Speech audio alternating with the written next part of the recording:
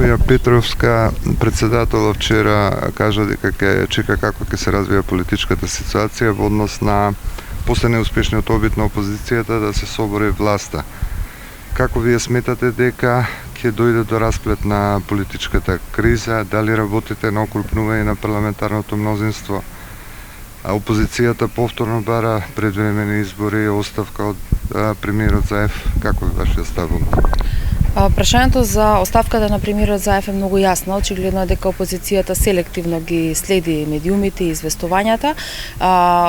Председателот и на партијата и на владата господин Зоран Заев поднеса оставки, но како политичка партија заклучивме на органите на партијата тие да бидат одложени се до целосното стабилизирање на државата. Едно од тие аспекти на стабилизација на државата е и окрупнување или стабилизирање на парламентарното мнозинство.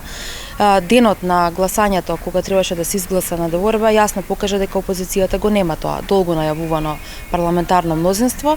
Како политичка партија, сериозна и посветена на демократските процеси во државата, остануваме отворени за понатамошна комуникација со сите политички партии и особено со оние со кои ги делиме истите вредности.